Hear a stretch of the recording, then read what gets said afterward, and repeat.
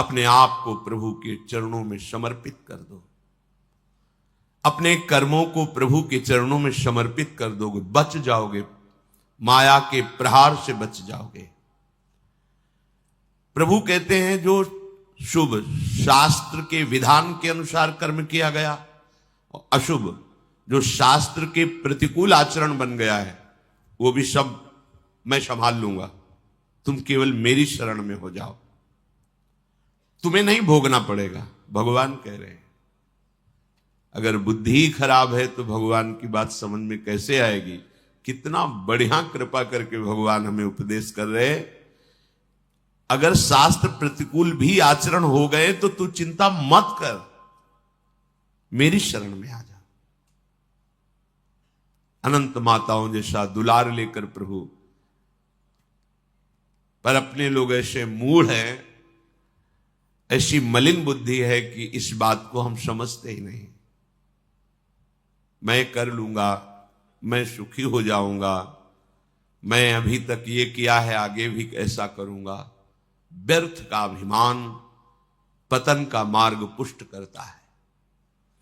शिव भगवान कह रहे हैं जो मुझे भाव से बसते हैं मैं पक्षपात ले लेता हूं उनका, ये खास बात है। बस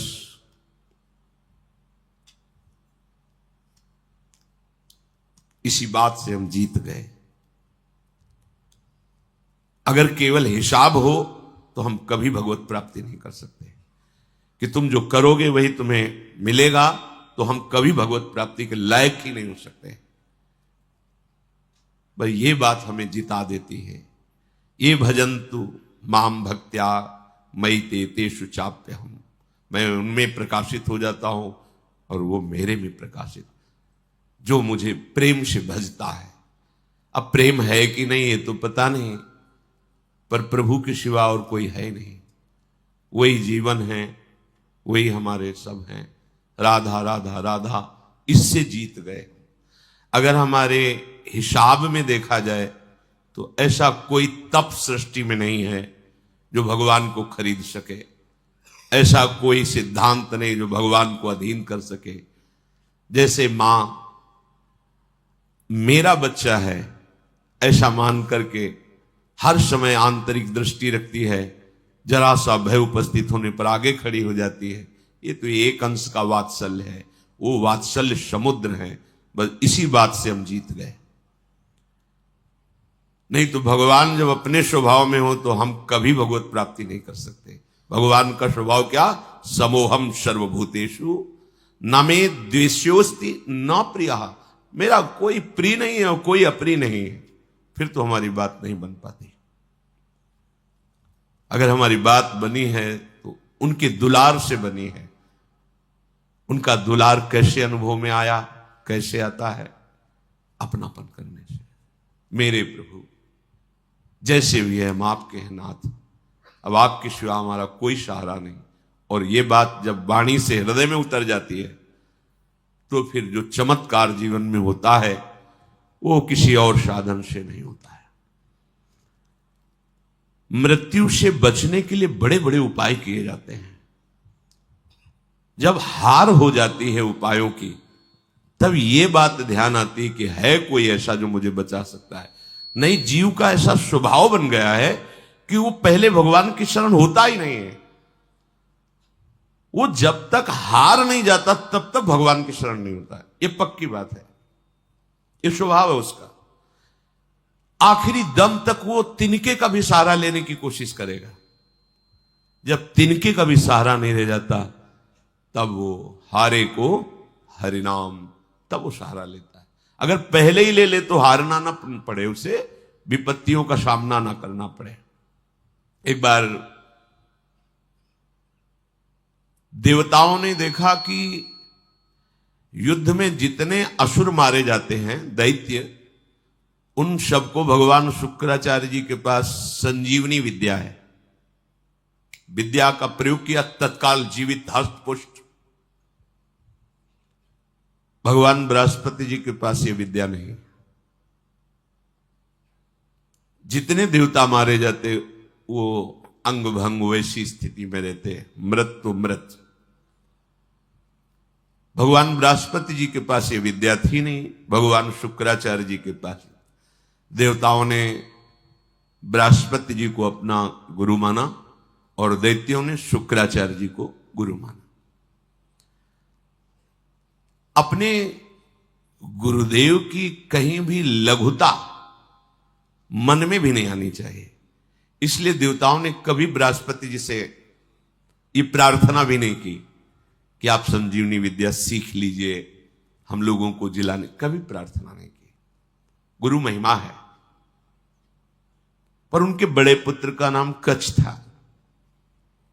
उनसे बात की कि आप हमारे गुरु पुत्र हैं और हमारे ऊपर सबसे बड़ी संकट की बात है कि कोई साधन नहीं है जिससे हम अमर हो सके, और शुक्राचार्य जी के पास साधन है, संजीवनी विद्या। कोई भी असुर नहीं, जो भी मरा उसको तत्काल जीवित कर दिया। अगर आप जाएं भगवान शुक्राचार्य जी के पास और शिष्यत्व स्वीकार करें और उनको प्रसन्न कर लें तो आप अधिकारी हैं, आपको संजीवनी विद्या दे सकते हैं एक जीवन को जिलाने के लिए। अपनी जो पराविद्या है, ये जन्म मरण का चक्र ही रोक करके श्री जी के पास प्राप्ति कराने वाली ये पराविद्या है। जिनसे संजीवनी विद्या प्रकट हुई है उनकी भी संजीवनी है हमारी लाडली जो। जय श्री हरिवंश मदन सर जर्जर विथिकित श्याम सजीवन मूली। दिव्य प्रमोद रससार निजांग संग पीयूष बीच निचय रविसेचयंती कंदर्प कोटि सर मूर्छित नंद सोनु संजीवनी जयति कापी निकुंज देवी। ये जो अपने पास विद्या है ना, ये परा विद्या है। करोड़ों संजीवनी विद्या इसके समान नहीं, क्योंकि हमारी लाडली जो अनंत ब्रह्मांडों के ईश्वर भगवान श्री कृष्ण की भी संजीवनी मूरी है। संजीवनी जयति कापि निकुंज देवी।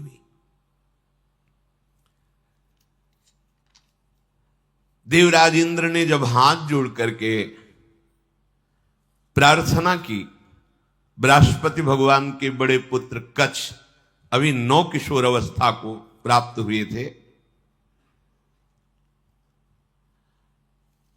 उन्होंने कहा कि आप सब हमारे सम्माननीय हैं और आप हमको हमारे पिता बृहस्पति के समान आदर दे रहे हैं। अब हमारा कर्तव्य बनता है आपकी रक्षा करना। हम जा रहे हैं, पर बड़ा संकटपूर्ण कार्य है, क्योंकि कोई भी दैत्य बर्दाश्त नहीं करेगा। हो सकता है मेरी मृत्यु भी हो जाए, पर आपके हित के लिए मैं मृत्यु का भी वरण कर लूंगा। जो संत स्वभाव के होते हैं उनका प्रभाव यही होता है कि वो अपनी हानि करके दूसरे का परम लाभ करना निश्चित करते हैं, और जो अशंत स्वभाव के होते हैं वो दूसरे की हानि करके अपना लाभ सोचते हैं। कच्छ ने सब देवताओं को आश्वासन दिया, अगर जीवित रहा तो संजीवनी विद्या लेके ही आऊंगा, और ना जीवित रहा तो फिर बात अलग है।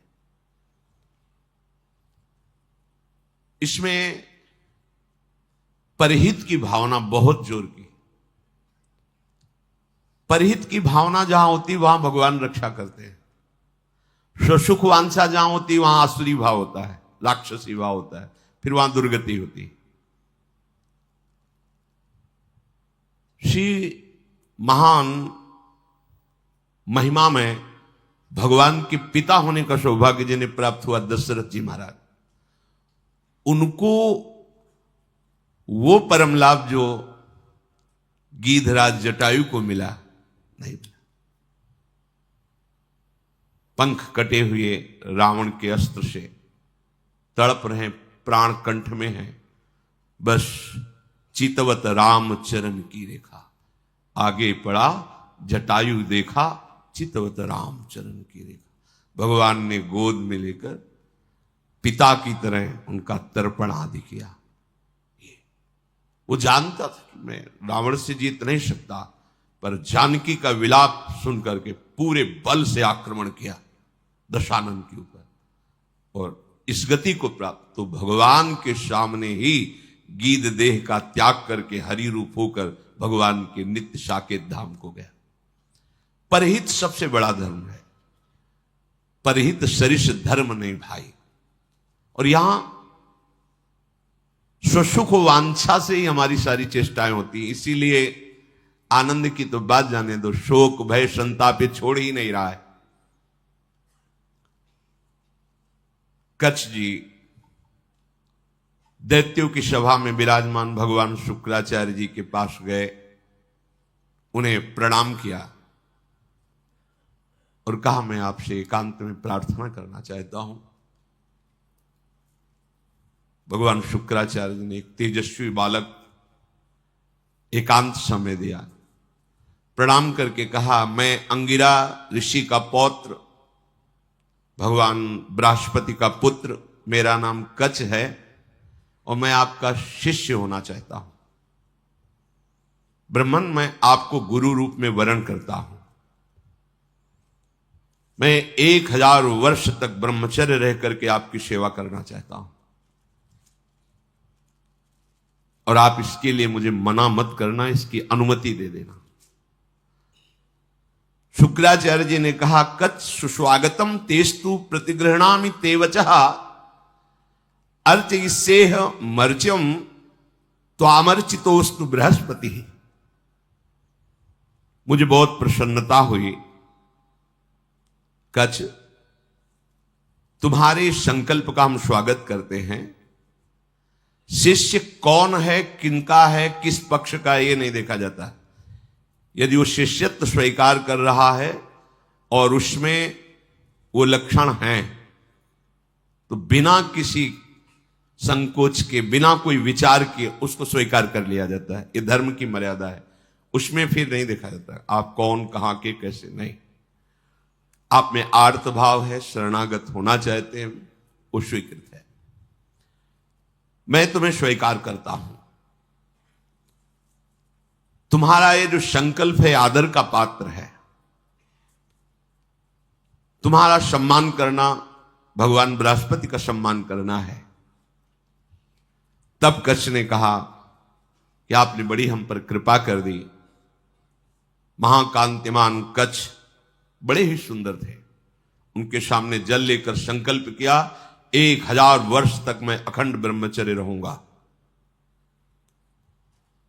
शुक्राचार्य जी ने कहा मेरे ही भवन में तुम्हें अब रहना होगा और तुम प्रकाशित मत होइए कि मैं बृहस्पति पुत्र हूं, क्योंकि दैत्यों में देवताओं के प्रति द्वेष भाव है, वो अमंगल कर देंगे। और मेरी ये पुत्री देवयानी तुम्हारी ही अवस्था की है, नवकिशोर अवस्था ही, यौवन के पदार्पण की भूमिका को कहते हैं। तारुण्य प्रथमो प्रवेश समय, इसे किशोर अवस्था कहते हैं। तरुण अवस्था की प्रवेश की, अभी जवान नहीं कह सकते, वो प्रवेश स्थिति, ये बड़ी देव स्थिति होती है। तुम हमारी पुत्री का प्रिय करो, उसकी आज्ञा में रहो, अपना ही घर है, ऐसे निर्भय होकर रहो, पर बाहर सावधानी से ही निकलना, क्योंकि दैत्यजन ये जान न पावे कि तुम हमारे पास रहे हो। अभी कोई संजीवनी विद्या की बात भी नहीं की। देवयानी से कहा अब ये यही रहेंगे। 1000 वर्ष तक का इन्होंने नियम पूर्वक ब्रह्मचर्य का संकल्प लिया है। देवयानी जी ने स्वीकार किया उनको। वो सदैव देवयानी के सामने हाथ जोड़कर प्रणाम करना, उनकी आज्ञा में रहना, जैसे गुरु वैसे गुरु पुत्री, ऐसा भाव। 500 वर्ष व्यतीत हो गए ब्रह्मचर्य से रहते हुए और गुरु भवन में सेवा करते हुए, कोई नहीं जान पाया। एक दिन किसी गुप्तचर ने दैत्यराज को बताया कि भगवान शुक्राचार्य के घर में कोई नवकिशोर बालक बहुत ही देदीप्यमान कांतिवान काफी समय से रह रहा है। अब 500 वर्ष से कुछ हुआ नहीं था, इसलिए छूट भी हो गई थी। तो जो भविष्यान्नी के लिए गायें थी उनको चराने के लिए जंगल में चले जाते। गुप्तचरों ने दैत्यों को बताया कि इस समय वो नवयुवक वन में गाय चराने गया हुआ है और एकांत प्रदेश है,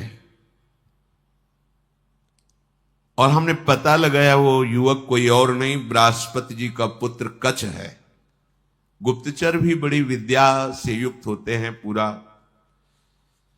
और मुझे लग रहा है कि ये सब एक देवताओं का प्लान है जो संजीवनी विद्या सीखने के लिए भेजा है। अब आपका क्या आदेश है? तो का आदेश क्या? उसे मार के फेंक दो, पर ऐसी सावधानी से मार करके उसे अलग अलग करो जिससे शुक्राचार्य जी जिला ना पावे। एकांत प्रदेश में वो गौएं चरा रहे थे, दैत्यों ने जाकर अस्त्र शस्त्र से उन्हें छोटे छोटे टुकड़े काट डाले कच्छ के और कुत्तों को खवा दिया।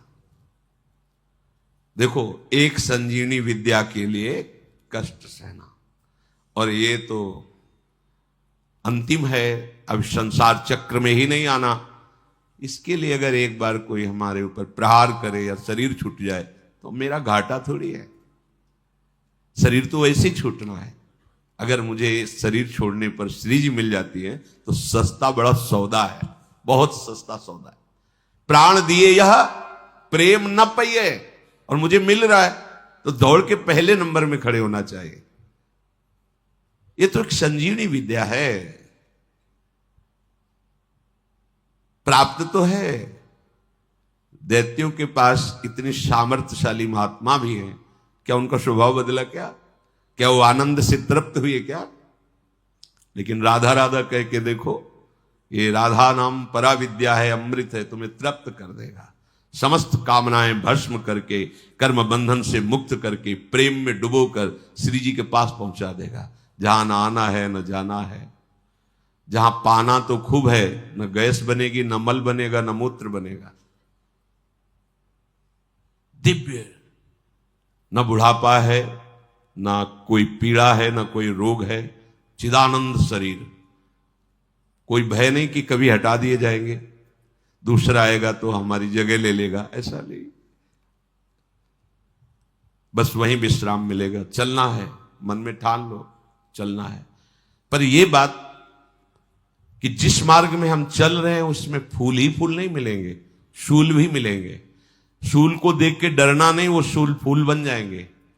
पर आप सोचो कि अब हम तो भजन में चले तो सब जयमाला पहनावे हमें, और हमें प्रणाम करें, नमस्कार करें, तो भूल जाना जब आप अच्छी चढ़ाई पर चढ़ रहे होंगे तो पैर पकड़ के घसीटने वाले हजारों दौड़ पड़ेंगे, पर आपको रुकना नहीं है। बल आपका श्री जी है, इसलिए कोई घसीट नहीं सकता, पर विघ्न बाधाएं आपको घेर लेंगी। किसी उत्तम वस्तु की प्राप्ति के लिए बहुत उसे छुपा के रखा जाता है, बड़े विघ्न रखे जाते हैं जिसे कोई अधिकारी ही प्राप्त कर पावे। उनको मार दिया, कच्छ को, उनके शरीर के टुकड़े टुकड़े करके कुत्तों को खवा दिया। अब उस दिन गौएं बिना रक्षक के वापस आ गई।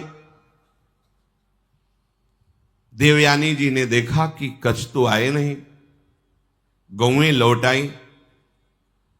उन्होंने शुक्राचार्य जी से कहा कि भगवान, आपने अग्निहोत्र कर लिया, सूर्यदेव अस्ताचल को चले गए, गौएं वापस आ गई, पर कच्छ वापस नहीं आया। मेरा हृदय भयभीत हो रहा है, कच्छ के साथ कुछ अमंगल हुआ। मैं सत्य कहती हूं, मेरा हृदय कभी झूठ इशारे नहीं करता। मेरे हृदय में आ रहा है कि शायद अब कच्छ जीवित नहीं है। भगवान शुक्राचार्य जी ने ध्यान देकर देखा, बोले तो ये तो गजब हो गया, कच्छ को काट करके कुत्तों को खवा दिया दैत्यों ने। ठीक है, संजीवनी विद्या का प्रयोग किया, हर कुत्ते के पेट से फट फट करके मांस एकत्रित हुआ, कच्छ जिंदा हो गए। ये संजीवनी विद्या, विद्या का बड़ा प्रभाव होता है। इलवल और वातापी नाम के दैत्य थे ना, इसी विद्या को जानते थे, और उनको संतों से द्वेष था। जो आसुरी स्वभाव के होते, संत उनका भी मंगल करते, पर उनका द्वेष होता है, उनको सताने में अच्छा लगता है। जो सीधे धर्मात्मा संत भगवत मार्ग के पथिक, उनको संकट में डालना, उनको तड़पाना, उनको मारना, इससे उनको अच्छा लगता है। जो दैत्य राक्षसी स्वभाव के जन होते हैं, भला संत किसी से क्यों ऐसा द्वेष करेंगे कि किसी को कष्ट हो। पर देखो ना, पूज्यपाद उड़िया बाबा को काट डाला गड़ासे से, भरी स्वभाव जैसे फव्वारे जैसे निकलते ना, ऐसे खून के फव्वारे निकले। ये दैत्य स्वभाव बड़ा ही कड़ुआ स्वभाव है। इलवल क्या करता कि साधारण वेश में जाता और जंगल में जितने भी ऋषि मुनि आश्रमों में सबको निमंत्रण देता, हमारे आज अहो भाग्य, आप हमारी कुटिया में पधारिए, और एक साधारण धर्मात्मा का वेश रखता। अब संत वायु पीने वाले, जल पीने वाले, पत्ता खाने वाले, कंदमूल फल खाने वाले, चलो भगवान की इच्छा से कोई निमंत्रण करने आया है, पा लेते हैं। वो अपने भाई वातापी को मार करके वैसे मिलाता कि कोई जान न पाता भोजन में। जरा जरा सब सैकड़ों ऋषियों की पंगति लगाई, सब प्रसाद पा के खड़े हुए, ताओ विद्या का प्रयोग करता, संजीवनी विद्या। वातापी फड़ाक फड़ाक सबके पेट भट जाते और वो एकत्रित हो गए। हाँ भैया, बोले हो गए, 100 मरे, 500 मरे, उनको सुख मिलता है। अब ऋषियों की संख्या कम होने लगी तो भगवान अगस्त्य जी से कहा, जो समुद्र को पी गए थे, कि ऋषियों पर बड़ा संकट है, वो अलग अलग भेष बदल कर आता है, निमंत्रण करता है और अपने भाई को मार करके ऐसे मिला देता है कोई जान ही नहीं पाता, और जब ऋषि पा लेते हैं तो विद्या का प्रयोग करता है और सबको मार देता है, वो जीवित हो जाता है वातापी। बोले सब निमंत्रण स्वीकार करो।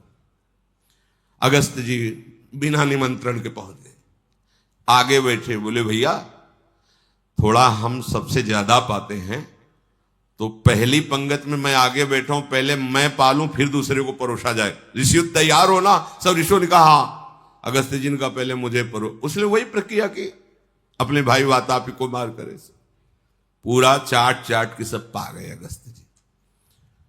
पाने के बाद आचमन किया, खड़े हुए तो उसने मंत्र संजीवनी विद्या पढ़ी और कहा वातापी, जे भी पुकारा सो अधो वायु ढर से निकाली। बोले गया तुम्हारा वातापी।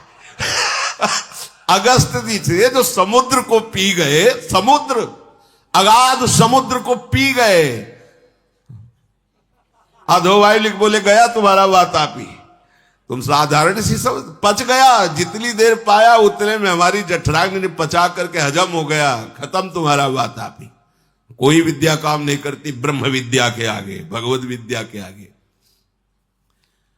भगवान बृहस्पति जी ने जो ही ध्यान किया, देखा कि वो तो कुत्तों के पेट में है, संजीवनी विद्या का प्रयोग किया, कुत्तों के पेट फटे और कच्छ जो है मांस जुड़ के पूरा जीवित होकर सामने आ गया। देखते ही देवयानी ने पूछा लौटने में विलंब क्यों कर दिया? तो उन्होंने कहा कि देवी मैं समिधा कुश और काष्ठ गुरु सेवा के लिए ला रहा था, तो एक वृक्ष के नीचे रुका, गौएं भी हमारे साथ थी। वहां कुछ असुरों ने मुझे घेर लिया और पूछा तुम कौन हो? तो मैंने बता दिया मेरा नाम कच्छ, मैं बृहस्पति का पुत्र हूं और भगवान शुक्राचार्य हमारे गुरु हैं, उनकी सेवा के लिए मैं सामग्री ले जा रहा हूं। तो उन्होंने मुझे मार दिया और मार करके कुत्तों को खवा दिया। मेरी स्मृति कभी भंग नहीं होती क्योंकि मैं अखंड ब्रह्मचारी हूं। ब्रह्मचर्य में बहुत बड़ी सामर्थ्य है जिसका महत्व आज नहीं समझा जा रहा है। अगर आपका शरीर स्वस्थ है, किसी औषधियों का सेवन नहीं हो रहा है संसारिक, और आप ब्रह्मचारी हैं, एक बार श्लोक पढ़ लीजिए, वो पूरा टेप हो जाएगा। दोबारा कोई बात सुननी नहीं पड़ती, एक बात सुन लिया पूरा दिमाग में बैठ जाएगा। भारी से भारी मेहनत करने पर कभी थकावट नहीं होगी। 2-4 दिन नींद ना आवे तो आपको परेशानी नहीं होगी, क्योंकि बहुत शीतलता, बहुत धैर्य, गंभीरता, ये सब ब्रह्मचर्य प्रकट कर देता है, तभी उपासना परिपक्व होती है। अब ब्रह्मचर्य नहीं तो स्मरण ही नहीं है, ना प्रभु का स्मरण है, ना अपने लक्ष्य का स्मरण है। जिधर जो प्रवाह हुआ उसी में बहते डोल रहे हैं। शरीर इतने क्षीण हो रहे हैं वासना के कारण कि कुछ भी प्रकृति की मार झेलने लायक ही नहीं रह गए। देखो ब्रह्मचर्य का प्रभाव। कच्छ कह रहे मुझे पूरा स्मरण है, मेरी स्मृति कभी भंग नहीं होती। जब हमारे गुरुदेव ने संजीवनी विद्या का प्रयोग किया तो फिर मैं जीवित होकर तुम्हारे सामने उपस्थित हूं। कच्छ ने जब अपने मारे जाने की बात कही तो देवयानी बड़ी सावधान हो गई कि कच्छ को अब गाय चराने नहीं भेजना। दैत्यों को तो पता था कि हमने मारकर खवा दिया। अब तो एक दिन सेवा के लिए कुछ पुष्प की आवश्यकता हुई तो देवयानी ने कहा पास के ही जंगल से पुष्प ले आइए। दैत्य दूर से निगरानी रखते थे, उन्होंने देखा कच्छ तो जिंदा है, जाकर के सोचा कच्छ जिंदा है, बोले वापस फूल लेके ना जाने पावे, अब की क्या करें? बोले मारो, मार के जलाओ, जला के राख जो है समुद्र में बहा दो। जब पुष्प ही लौट करके नहीं आए कच्छ पुष्प लेकर के, तो देवयानी ने फिर प्रार्थना की कि शाम होने जा रही, पुष्प तो सुबह लेने भेजा था, अभी तक कच्छ वापस नहीं आए। शुक्राचार्य जी ने कहा, ध्यान धर के देखा, बोले कच्छ को मार के जला के समुद्र के जल में प्रवाहित कर दिया, मतलब जल में मिला दिया। तो उनका भगवान यदि कच्छ पुनः वापस नहीं आएंगे तो मैं भी जीवित नहीं रहूंगी, क्योंकि इतने वर्षों से हमारी आज्ञा में सेवा में रह रहे तो हमारा एक अपनापन हो गया है। तो उनका देखो चाहे जितनी बार जिलावें वो प्रयोग यही करेंगे, बार बार उन्हें मारेंगे। कभी ऐसा वो बुद्धिमानी से प्रयोग करेंगे कि संजीवनी विद्या का प्रयोग करने वाला ही नहीं रहेगा, इसलिए तुम भूल जाओ कच्छ को। तो उनका ऐसा नहीं हो सकता। जो आपकी शरण में, आपको उसकी रक्षा करनी ही पड़ेगी। जो संजीवनी विद्या का प्रयोग किया, लहरों से राख निकली, राख शरीर धारण किया, फिर कच्छ के रूप में आके पुष्प लेके सेवा में उपस्थित हो गए। बड़ी विद्या में सामर्थ्य होती है। गुप्तचरों ने बताया कि कच्छ है अभी गुरु भवन में, मार के जला के। अब वहां हुआ कि सुनो, अब की बार ऐसा करो कि कोई उपाय ही न रह जाए संजीवनी विद्या के प्रयोग का। तो किसी कार्य हेतु जे भी गुरु भवन से बाहर निकले, कच्छ उनका अपहरण कर लिया। कच्छ को मार करके जलाया, जला करके छान करके उस राख को सुरा में मिला करके अंगूर आदि के रस में और शुक्राचार्य जी के ही पास पहुंचा दिया। जो सेवा में था, जो ही दिया, भगवान शुक्राचार्य पी गए। शुक्राचार्य जी पी गए। देवयानी ने कहा पूरा दिन हो गया कच्छ के दर्शन नहीं हो रहे। तो अब बताया बार बार वो अगर हम संजीवनी विद्या का प्रयोग भी करेंगे तो मार ही डालेंगे, इसलिए तुम छोड़ो, क्यों चिंता करते हो। उन्होंने कहा भगवान आप ये निश्चित समझ लीजिए कि शरणागत हैं वो हमारे, और मैं उनकी रक्षा किए बिना जीवित नहीं रह सकती। आपसे सच कहती हूं, यदि मैंने कच्छ का दर्शन नहीं किया तो अपना जीवन नष्ट कर दूंगी। प्यार तो होता है परिवार के जनों से।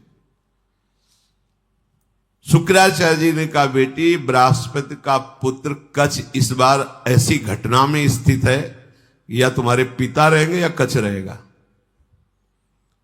देवयानी तुम शोक छोड़ो, रो मत। तुम्हारी जैसी विवेकशालिनी और शास्त्र स्वाध्याय करने वाली युवती के लिए ऐसा रोना या ऐसी बात कहना मैं जीवन त्याग दूंगी, ये उचित नहीं है। असंभव है अब जिलाना कच्छ को। बोले क्यों? बोले हमारे पेट में पहुंच चुका है वो। ध्यान के द्वारा देखा कि अंगूर आदि के रसों में सुरा मिला के उनको पिला दिया। बोले कच्छ को हम ही को पिला दिया गया। ऐसे ये द्वेषी हैं दैत्यजन कि बाहर से तो पेट फाड़ के निकाल दिए सबके, सब जगह से बुला लिया। अब अगर हम विद्या का प्रयोग करते हैं तो हमारी मृत्यु हो जाएगी, क्योंकि निकलेंगे।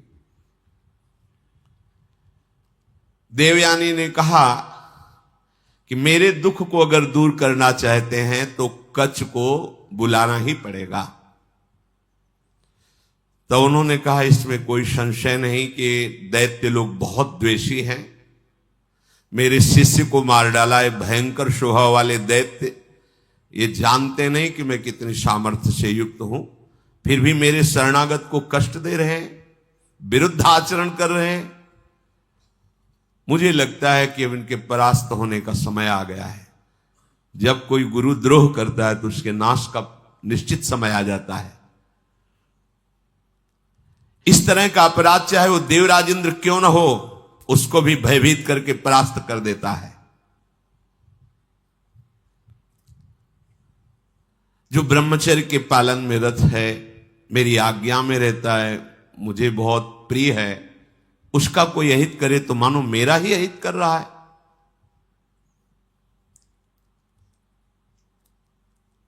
गुरु ने मन में विचार किया कि अब कैसे उसको जिलाए। तो कच्छ, तुम मेरी बात सुन रहे हो? संजीवनी विद्या का ध्यान करते हुए कहा। तो अंदर से कच्छ बोले, हां गुरुदेव सुन रहा हूं, बहुत भयभीत भी हूं, क्योंकि मैं आपकी आंतों के बीच में फंस गया हूं। विद्या के प्रभाव से अंदर से आवाज। गुरुदेव आप प्रसन्न हो, मैं आपको प्रणाम करता हूं।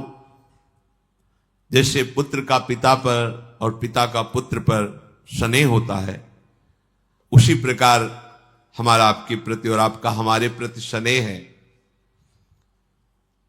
शुक्राचार्य जी ने कहा, उस समय मैं नहीं जान पाया जिस समय तुम हमारे मुख द्वार से उदर में गए।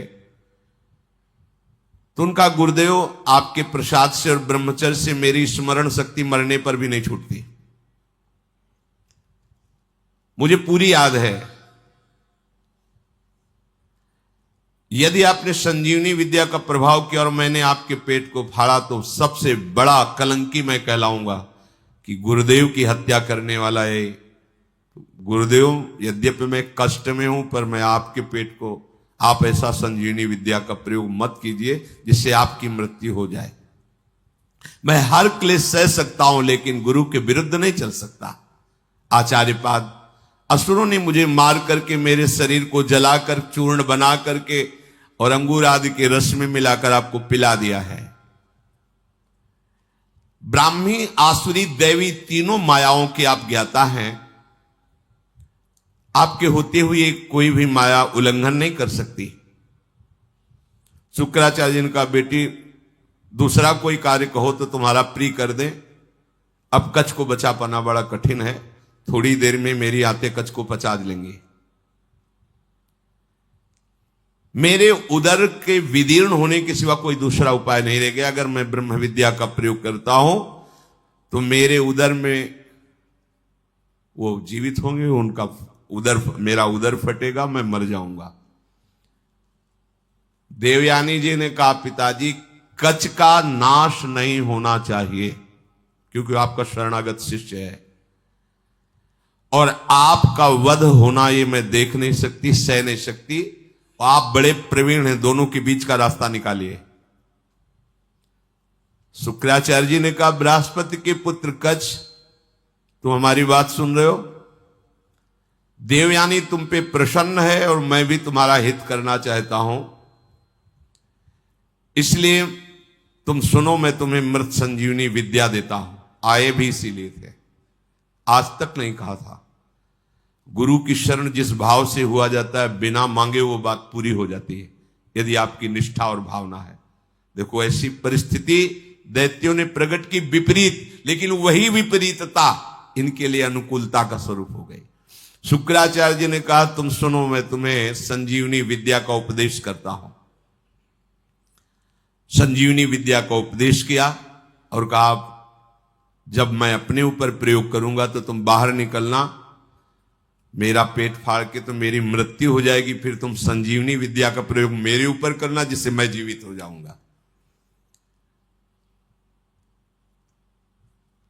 मेरे शरीर से जीवित निकलकर तुम मेरे वास्तविक पुत्र बन जाओगे, क्योंकि मेरे उदर में रहे तुम।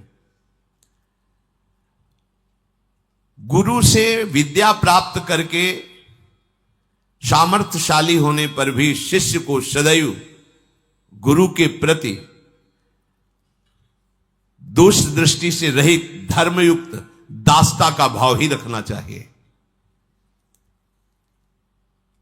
तो भगवान शुक्राचार्य से संजीवनी विद्या प्राप्त करके उन्होंने कहा हाँ प्रभु मेरी स्मरण में आ गई संजीवनी विद्या। जे ही प्रयोग किया संजीवनी, शुक्राचार्य जी का पेट फटा और कच्छ बाहर निकले। बड़ा ही तेजस्वी स्वरूप संजीवनी विद्या प्राप्त करने के बाद और हो गया कच्छ का, मानो मूर्तिमान वेद रूप धारण करके आ गए हो। शुक्राचार्य गुरुदेव को भूमि में मृत पड़ा देख करके उन्होंने अपनी गुरु विद्या संजीवनी का प्रयोग किया। जे ही प्रयोग किया ते ही उठ खड़े हुए भगवान शुक्राचार्य, साष्टांग प्रणाम किया। गुरुदेव मैं विद्या से शून्य था, उस दशा में आपने मेरा पालन पोषण किया और अत्यंत दुर्लभ मृत संजीवनी विद्या दी, जो अमृत धारा है। कोई भी महात्मा ऐसा कैसे हो सकता है कि अपने ऐसे उपकार करने वाले गुरुदेव को कभी भी दुखी कर सके। आप ही मेरे मां हो, आप ही मेरे पिता हो। हे गुरुदेव, हम जिस कार्य के लिए आए थे वो कार्य पूर्ण हुआ, पर मैं सदैव आपका हूं, आपका दास हूं। जब जैसी आज्ञा आप हमें जरूर दीजिएगा। गुरु की कृपा के बिना कोई भी विद्या सिद्ध नहीं होती। जो गुरुदेव से विद्या प्राप्त करके गुरुदेव की अवहेलना कर देता है, उसे प्रतिष्ठा रहित पाप पूर्ण नरकों की प्राप्ति होती है। कोई भी मंद बुद्धि अज्ञान से युक्त होकर के कभी यदि अपने गुरुदेव का अपमान कर दे तो धर्म भ्रष्ट हो जाएगा, उसे ब्रह्म हत्या का पाप लगता है। इस लोक परलोक में दोनों में उसकी निंदा होती है।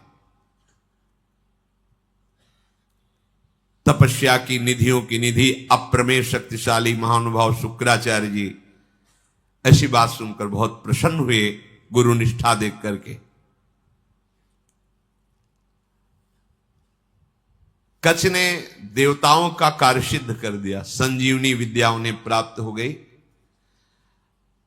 पर वो 1000 वर्ष पूरा करने के लिए अपने गुरु की सेवा में रहे। फिर प्रणाम किया और कहा अब मुझे अपने घर जाने की अनुमति दीजिए।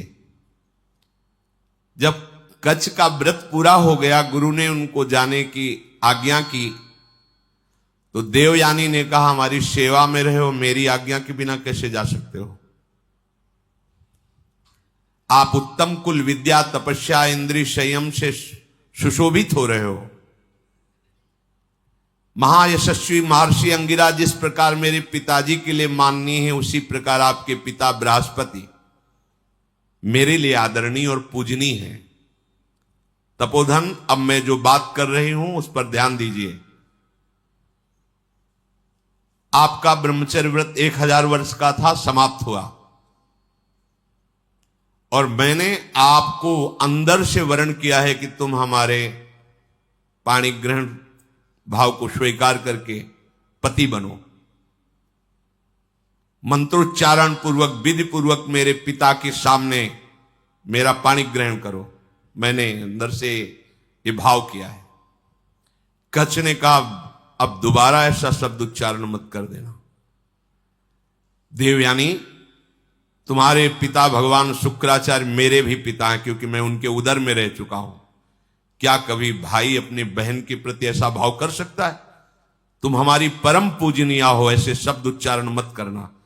वैसे गुरुपुत्री हो और ऐसे भी मैं शुक्राचार्य के उदर में रह चुका हूं।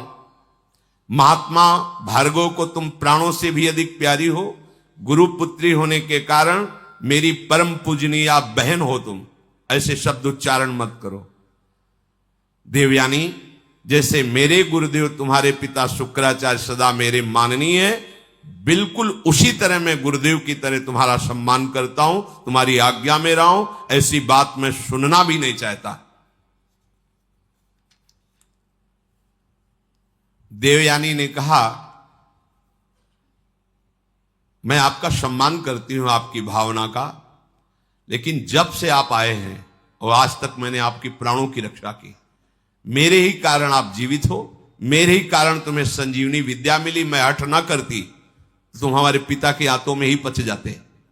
इसलिए तुम्हारा जीवन मेरा दिया हुआ जीवन है। इसलिए सौहार्द के साथ मैं कहती हूं कि मैं उत्तम भक्ति के द्वारा तुम्हारी आराधना करूंगी।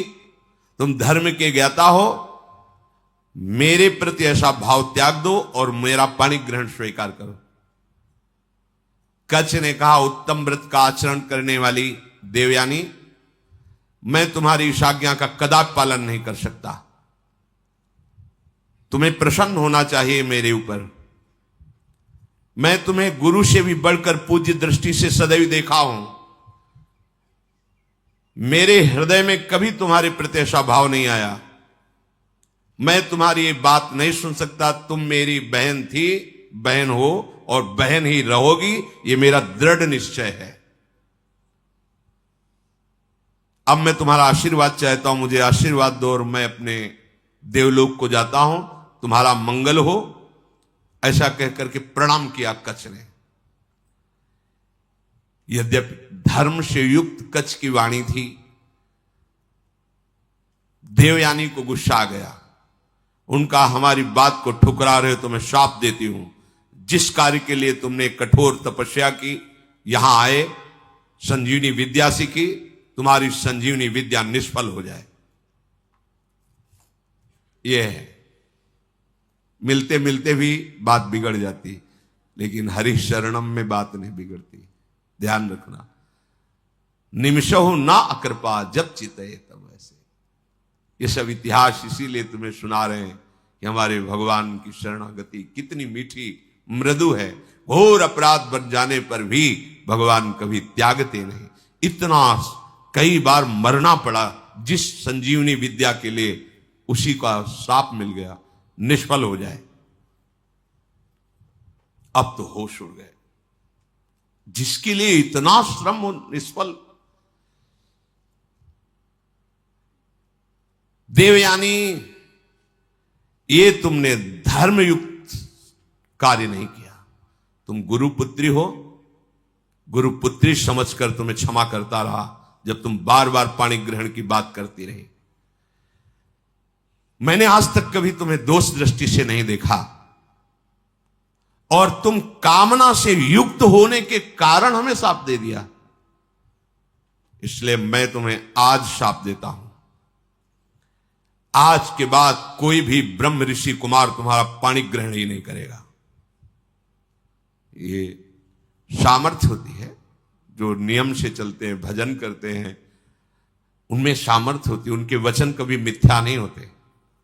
5 वर्ष के बालक हैं श्रृंगी ऋषि, चक्रवर्ती सम्राट महामहिम परम भागवत परीक्षित जी। जे ही श्रृंगी ऋषि स्नान कर रहे थे, बालकों ने आके कहा, तुम्हारे पिता के गले में मरा हुआ सांप महाराज परीक्षित ने डाल दिया है। कहा, उपहास? मेरे समाधिस्थ पिता का उपहास? ये इतना उच्छृंखलता कैसे आ गई? ये तो महाभागवत थे, ऐसा कैसे? इसका मतलब ये समझते हैं कि इनके ऊपर कोई शासन करने वाला नहीं। जल उठाया और कहा, इनको पता नहीं कि ऋषि बालकों में अपनी तपस्या का इतना बड़ा बल है कि हम देवराज इंद्र को भी शाप दे सकते हैं। ये क्या है? मैं शाप देता हूं, आज के 7वें दिन विशाल काय तक्षक सर्प डसेगा और इस राजा की मृत्यु हो जाएगी। अमोघ, कोई नहीं काट पाया। 5 वर्ष के बालक श्रृंगी ऋषि। तुमने काम के वशीभूत होकर के मेरी विद्या को निष्फल होने का शाप दे दिया, तो तुम्हारा पाणी ग्रहण संस्कार की जो भावना है, कोई भी ब्रह्म ऋषि कुमार तुम्हारा वरण नहीं करेगा। ये मेरा शाप है। गई विद्या, गई। देखा कितना श्रम और हाथ क्या लगा।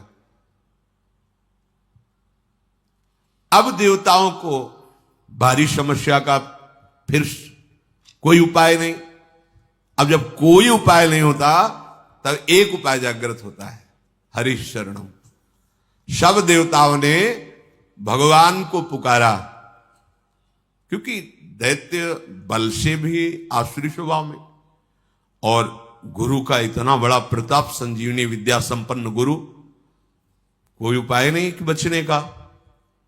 प्रार्थना ब्रह्मा जी से की। ब्रह्मा जी, भगवान शंकर शव देवता सुमेरु पर्वत जो 4 लाख योजन का है, वहां एकत्रित हुए और भगवान की सबने प्रार्थना की, स्तुति की। जो स्तुति की श्री भगवान सामने प्रकट हो गए। आर्त भाव की हुई स्तुति तत्काल अनुभव कराती कि भगवान हमारी बात सुन रहे हैं। वो भाव आना कठिन होता है। अगर वो भाव आ जाए तो पुकारते ही भगवान आपको दिखाई देंगे। उसे आर्त भाव कहते हैं। जैसे गजेंद्र ने आर्त भाव में पुकारा, द्रौपदी जी ने आर्त भाव, एक क्षण भी नहीं लगा भगवान उपस्थित हो। ऐसे समस्त देवता, भगवान ब्रह्मा शंकर आदि ने जब आर्त भाव से भगवान को पुकारा कि एकमात्र भगवान श्री हरि ही अब हमारी रक्षा कर सकते हैं, वही उपाय कर सकते हैं। जेवी भगवान श्री हरि सुमेरु पर्वत पर प्रकट हुए, समस्त देवता, ब्रह्मा जी, भगवान शंकर ने देखा कि जैसे करोड़ों सूर्य एक साथ उदय हो गए हो, ऐसी आभा प्रकट हुई। किसी भी देवता की नेत्रों में सामर्थ्य नहीं थी उस आभा की तरफ देख सके। इसलिए इस श्लोक आता है सुधा, तेजो रूप निकुंज एव कलयन नेत्रादि पिंड स्थितम। निकुंज ऐसा तेजोमय है कि किसी की सामर्थ्य नहीं देख सके।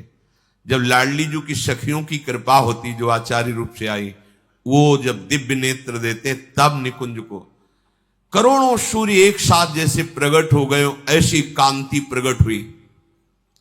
सबकी आंखें चौंधे आ गईं, सब बेशुद्ध हो रहे हैं।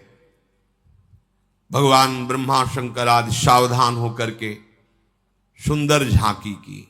उस तेज के बीच में मरकतमणि पन्ने के समान स्वच्छ श्यामल शरीर, जैसे कमल के भीतरी भाग के समान सुकुमार नेत्र, लाल लाल डोरियां, चमकता हुआ करोड़ों बिजलियों की कांति वाला पीतांबर, सर्वांग सुंदर श्याम शरीर, रोम रोम से सुंदरता फूट पड़ रही है। धनुष के समान टेढ़ी भौहें, बड़ा सुंदर मुख, महामणिमय किरीट, भुजाओं में बाजूबंद, कानों में झलकते हुए कुंडलों की चमक, कपोल सुंदर खिले हुए, करधनी में लड़ियां, हाथों में कंगन, गले में चरणों तक माला। भगवान श्री हरि प्रकट हुए। जो ही भगवान प्रकट हुए तो भगवान के दिव्य पार्षद आसपास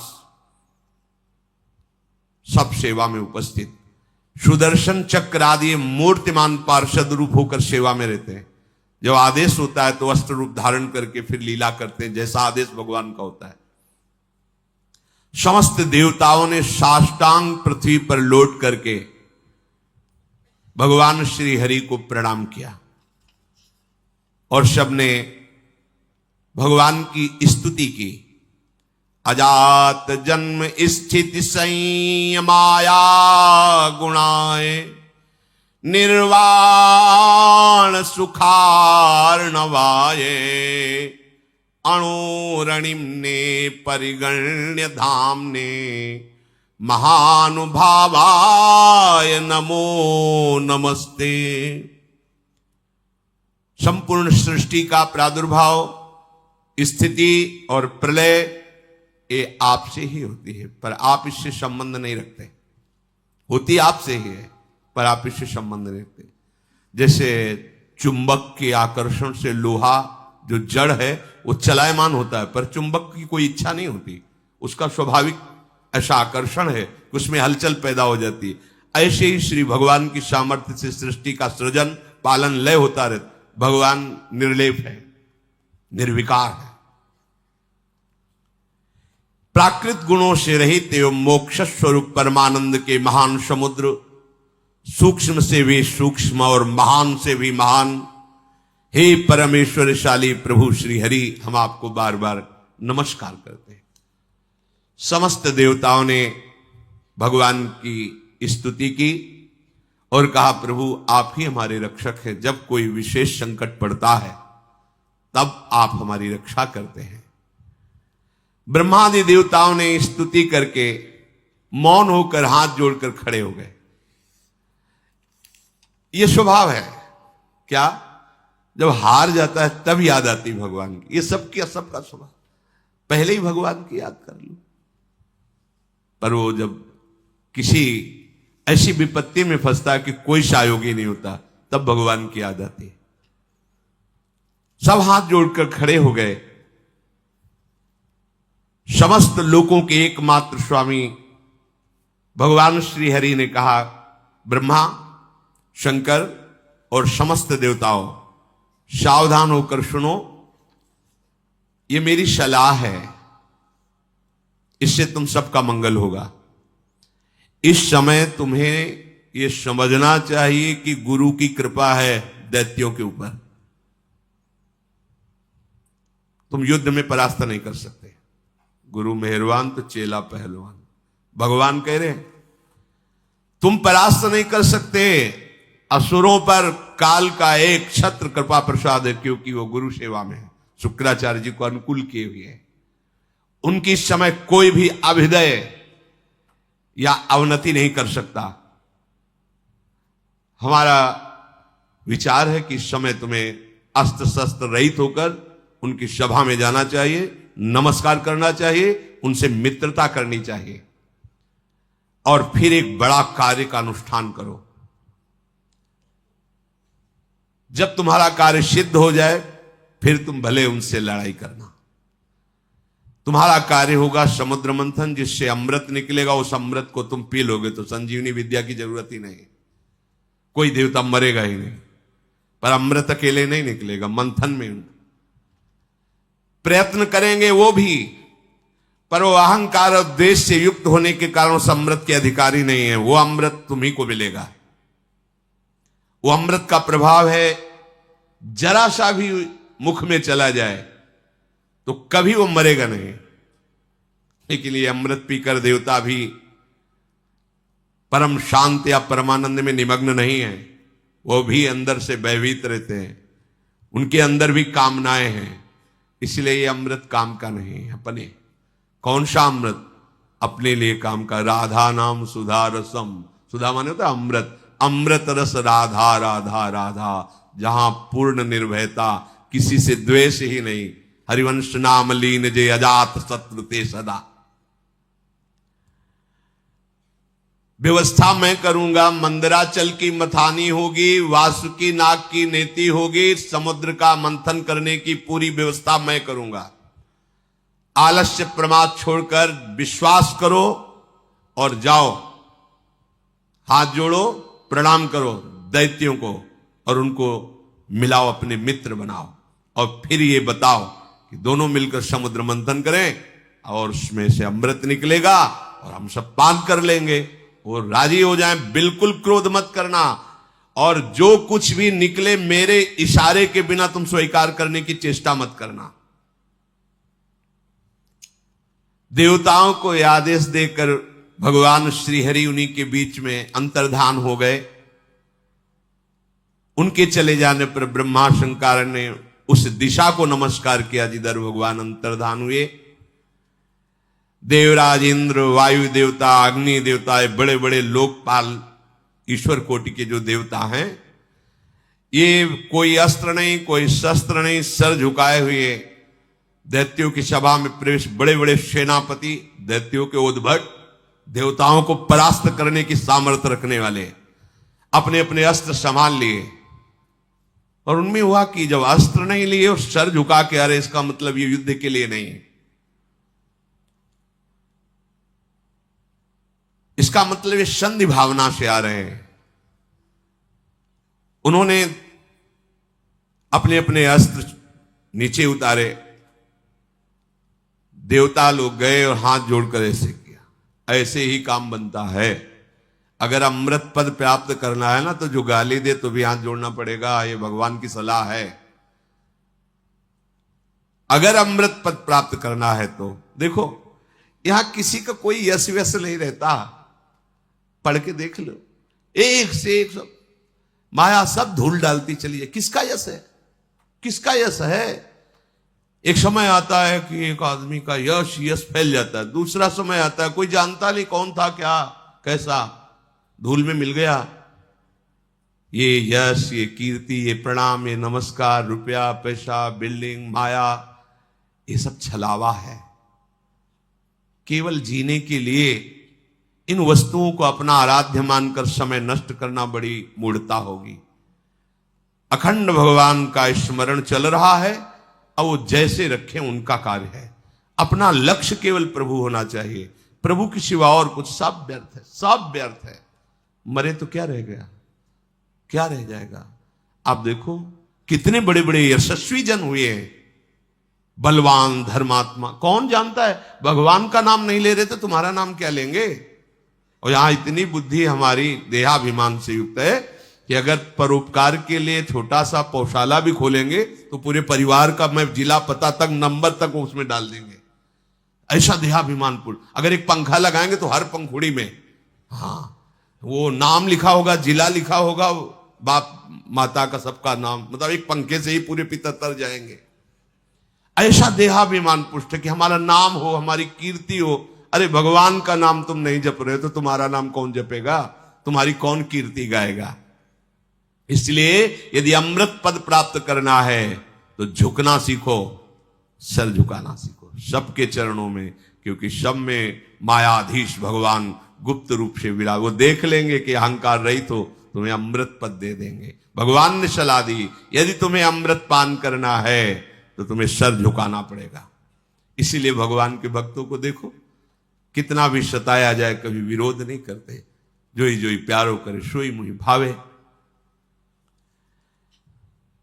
समस्त संपत्तियों से सेवित असुर सेनापतियों से सुरक्षित उस सभा में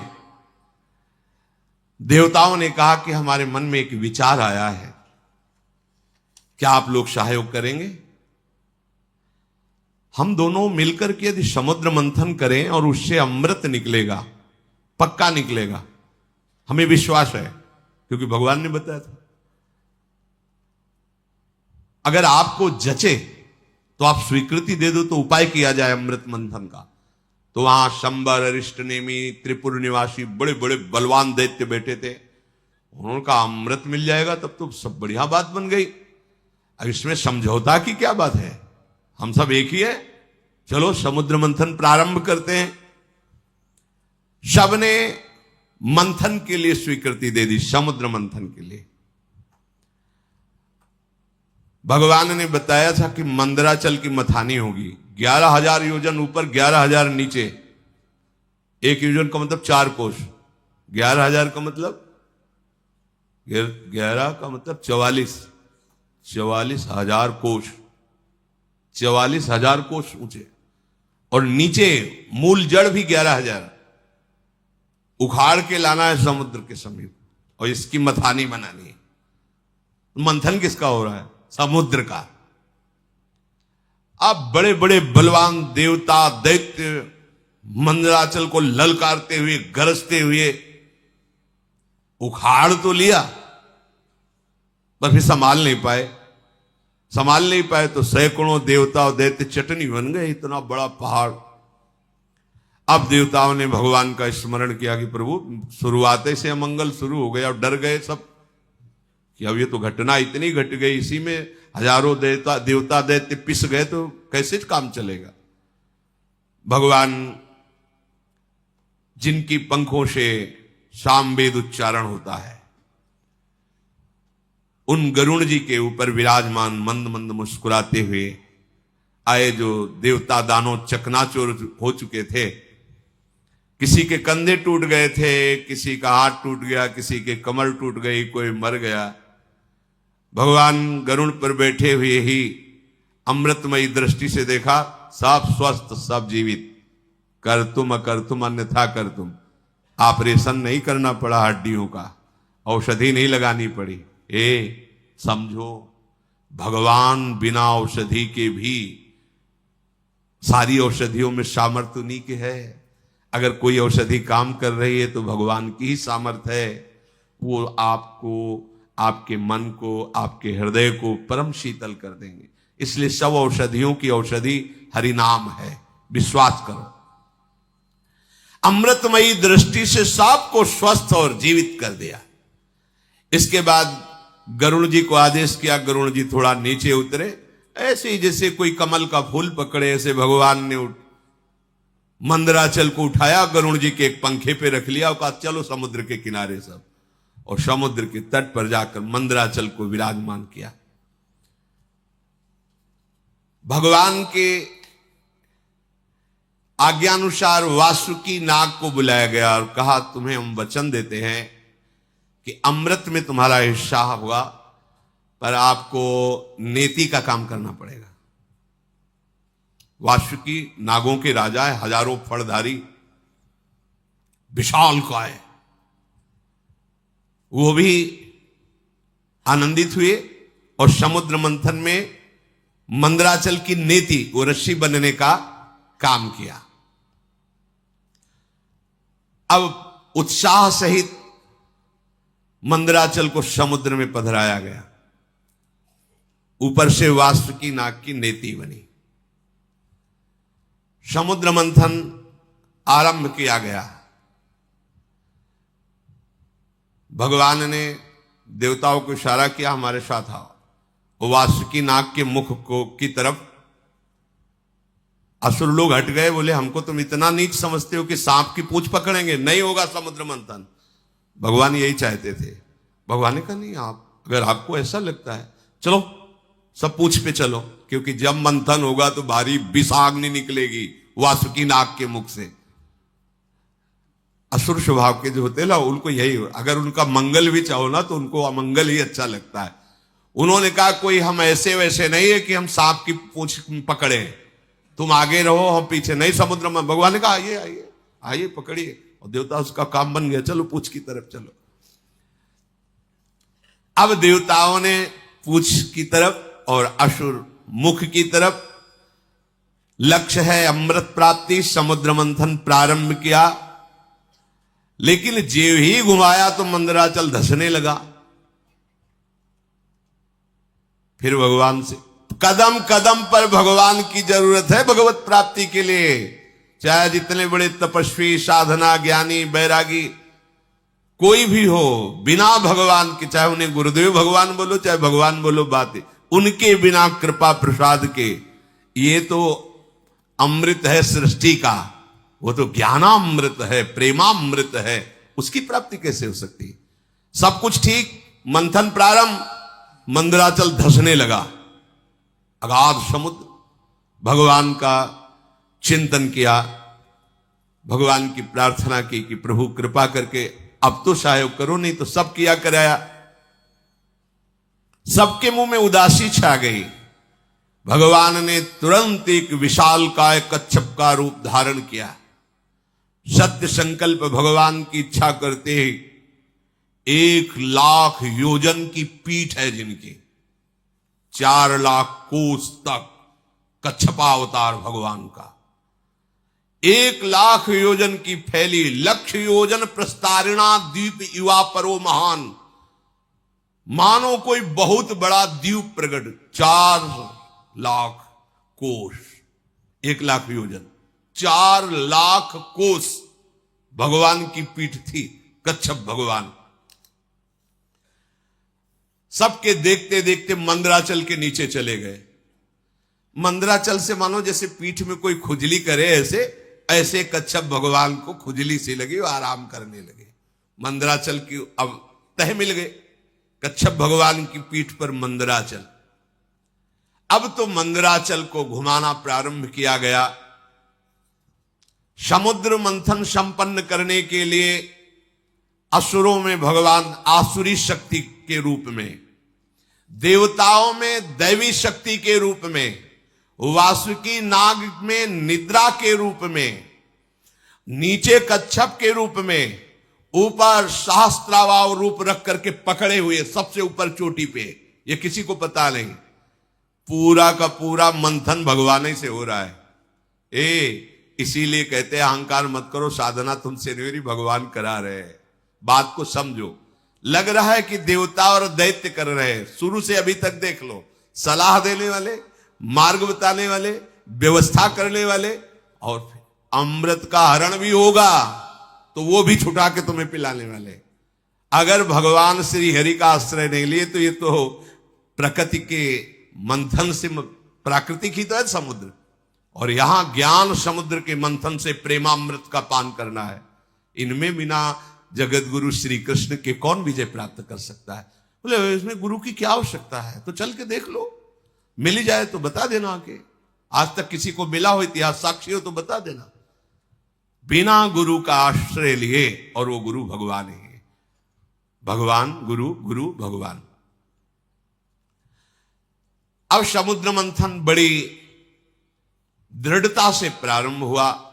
जेवी समुद्र मंथन प्रारंभ हुआ, वासुकी नाग के मुख से विष उगलना प्रारंभ। आप देवता सुरक्षित है पूंछ की तरफ, दैत्य झुलस रहे हैं, देवताओं की तरफ देख रहे हैं तो हल्की हल्की फुहारें आ रही शीतल। क्यों? भगवान के जिस पक्ष में है उनके पक्ष में हो ना, तो वहीं विष की ज्वाला और वहीं शीतल फुहारें। भगवान कह रहे समूहम सर्वभूतेषु, देखो समूहम, जो नीचे की पंक्ति में कहा जो मेरा भजन करता है, पक्षपात ले लेते हैं भगवान। शुद्ध हो गया समुद्र, भारी मंथन प्रारंभ हुआ, ऐसी विष के धुएं निकलने लगे, व्याकुलता बढ़ गई। भगवान ने तत्काल शीतल जल वर्षा का आदेश किया कि अगर ऐसा तो फिर कैसे समुद्र में, पग पग पर विघ्न है, भगवान न हो तो साधना सिद्ध ही नहीं हो सकती। भगवान की प्रेरणा से दिव्य बादल आकर के वर्षा करने लगे, शीतल सुगंधित वायु चलने लगी, सबकी जान में जान आया। अजित भगवान स्वयं मेघ के समान सांवला शरीर, पीतांबर धारण किए, कानों में मकराकृत कुंडल बिजली की तरह चमक रहे हैं। विश्व विजयी भगवान देवताओं की तरफ खड़े होकर स्वयं मंथन कराने लगे।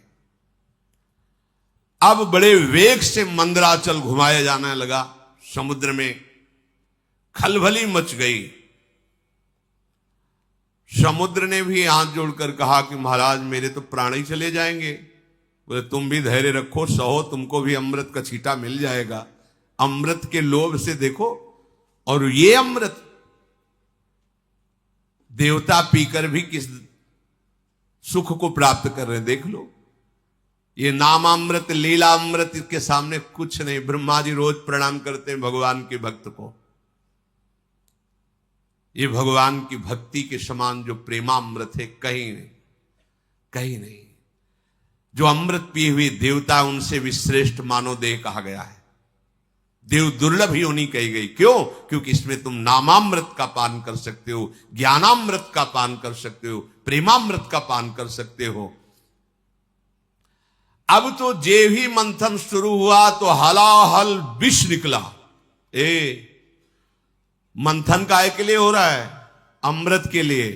पर अमृत के पहले क्या निकला मंथन में? विष। इस विष को केवल शिव पचा सकते हैं, शिव, दूसरा नहीं। क्या विष है? कहते जब पहले भजन नहीं करते थे बड़ी शांति लगती, जब से भजन शुरू किया गंदी गंदी बातें आ रही, काम आ रहा, क्रोध आ रहा। अब मंथन शुरू तो विष आएगा नहीं। शिव, तुम्हारा संबंध नहीं है अंतःकरण धर्म से, ये ज्ञान ही शिव है। वंदे बोधमयम नित्यम, बोध माने ज्ञान। जो ज्ञान स्वरूप है वही इस विष को पचा सकता है, नहीं पचाना मुश्किल है। हार जाओगे, भाग जाना पड़ेगा, आप टूट जाओगे। नहीं, ज्ञान के द्वारा, विवेक के द्वारा। अगर इस विष को न पचाया होता तो संतों ने अमृत पान न किया होता। हलाहल नामक इतना वो जहरीला कि उसके जो फूहे उड़ रहे थे, आसपास का सब वन भस्म हो गया। अब देवता दैत्य शव के प्राण व्याकुल हो गए केवल उसकी भाप से, जो जहर निकला।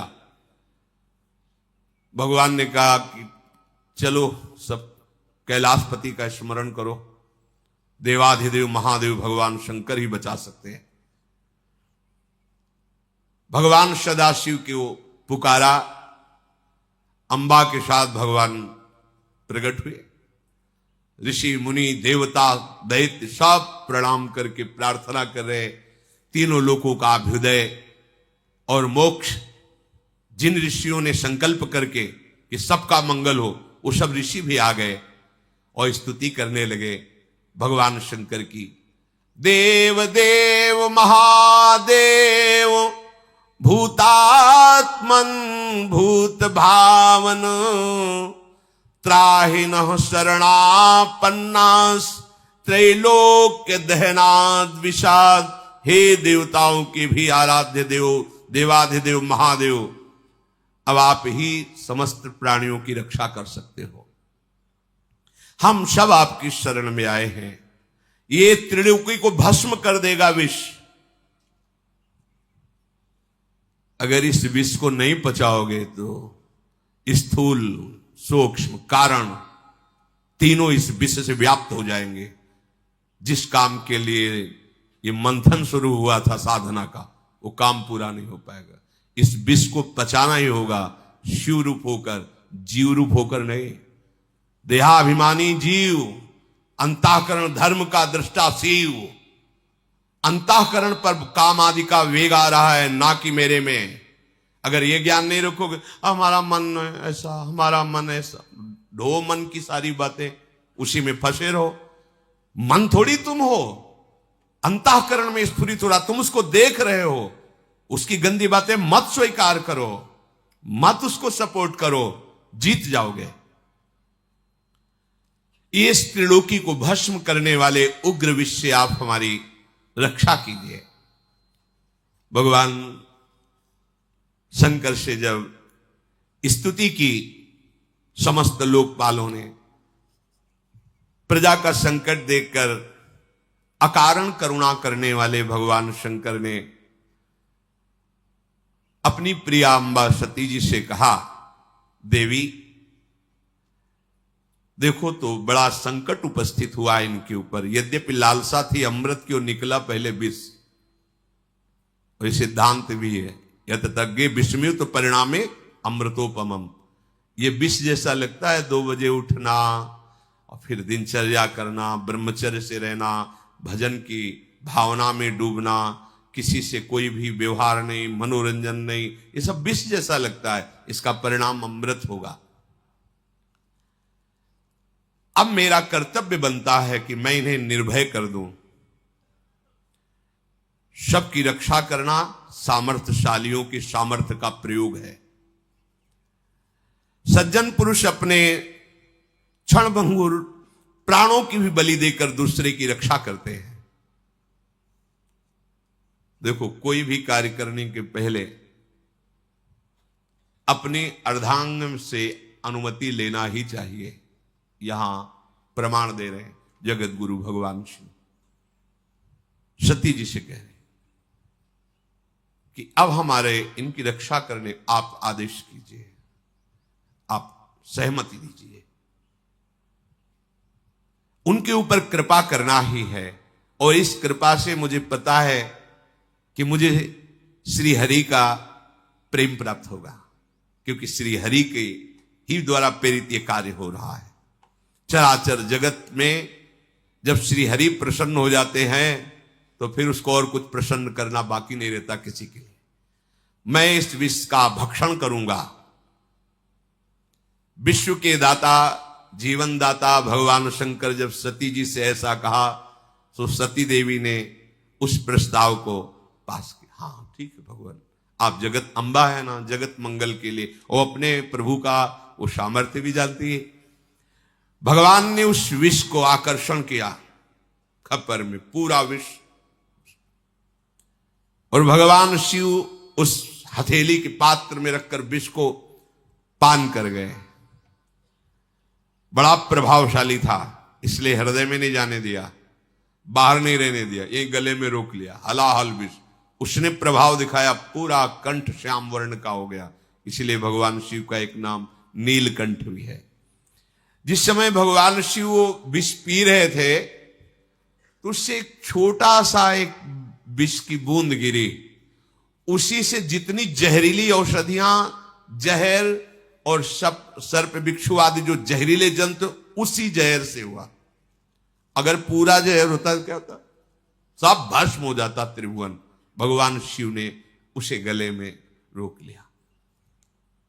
फिर मंथन प्रारंभ हुआ, आगे की चर्चा है। ये समुद्र मंथन है, बिना हृदय मंथन किए भगवत प्राप्ति के अमृत पद को कोई प्राप्त नहीं करता। एक संजीवनी विद्या के लिए उन्होंने जीवन को दांव में लगा दिया, एक अमृत प्राप्ति के लिए जो लोकवत है। देखो कैसा, आप भगवदामृत पान करने के लिए कितने मजबूत होने चाहिए।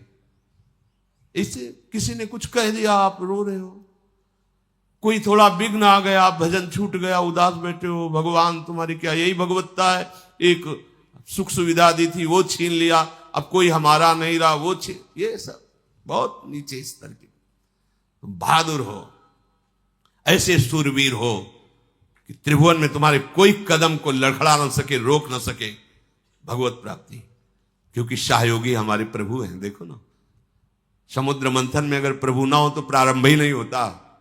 ऐसे ही तुम्हारे भगवत प्राप्ति को अगर प्रभु स्वीकार न किए होते तो प्रारंभ ही नहीं होता।